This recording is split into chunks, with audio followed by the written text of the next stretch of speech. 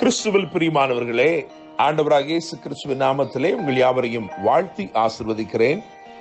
இந்த நாளுக்கென்று தேவன் நமக்கு அருளி இருக்கும் ஜீவ வார்த்தை நியாயாதிபதிகளின் புஸ்தகம் 7ஆம் அதிகாரம் 9ஆம் வசனத்தில் இருக்கிறது.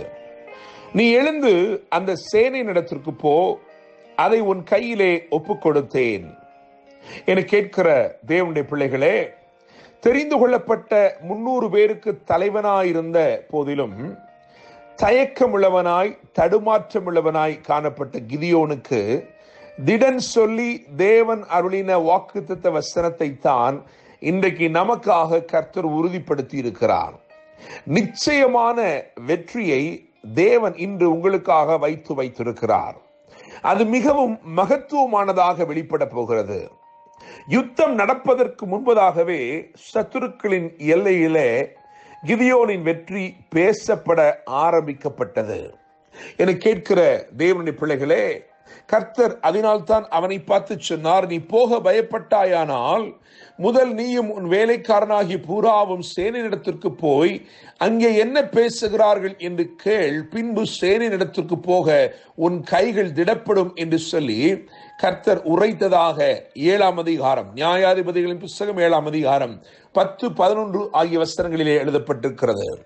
என கேட்கும் தேவனுடைய பிள்ளைகளே, யுத்தம் நடப்பதற்கு முன்பதாகவே சத்துருக்களின் எல்லையிலே கிதியோனின் வெற்றி பேசப்பட ஆரம்பிக்கப்பட்டது.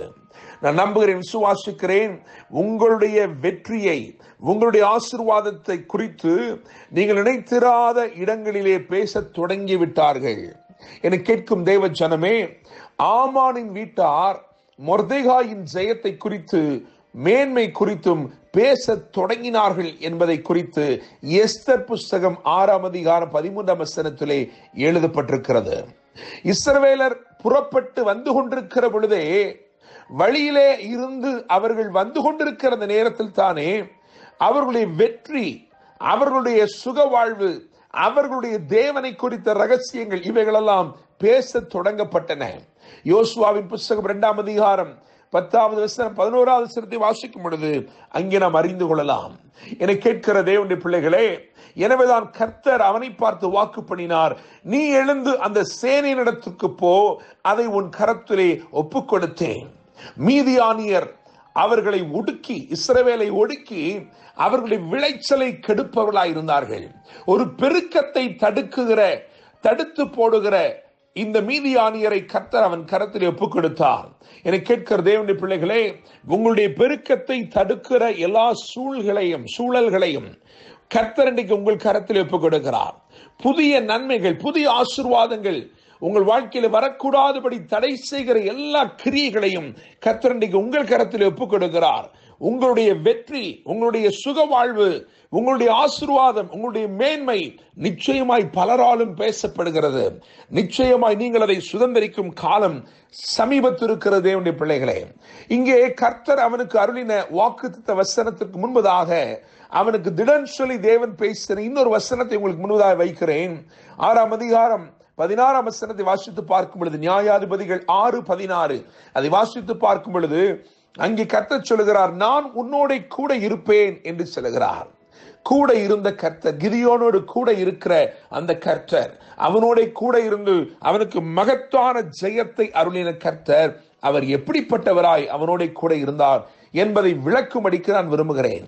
நீங்கள் 7ஆம் அதிகாரம் அதில் 16வது வசனத்தை கவனித்து பார்க்கும் பொழுது, நியாயாதிபதிகள் 7:16 அதை கவனிக்கும் பொழுது தேவன் சில உபகரணங்களை அவன் கரத்திலே கொடுத்தார்.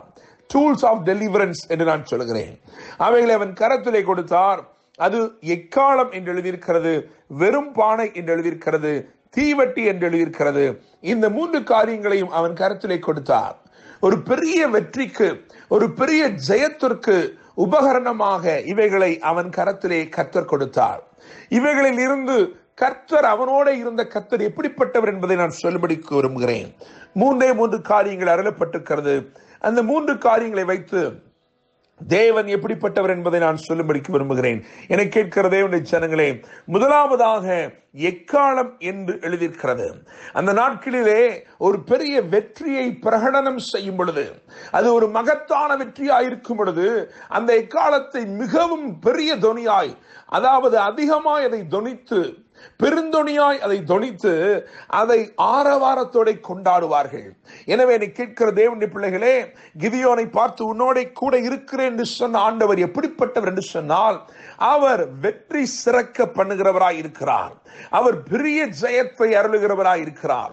எனவேதான் எக்காலத்தை அவனுடைய கரத்திலே முன்னெச்சரிக்கையாக முன்பதாகவே அவர் கொடுத்து வைத்தார். இப்படித்தான் நான் உனக்கு வெற்றியை தரப்போகிறேன் என்று சொல்லி. எனவே மகத்தான வெற்றியை அருளுகிற தேவன், பெரிய வெற்றியை தருகிற தேவன்.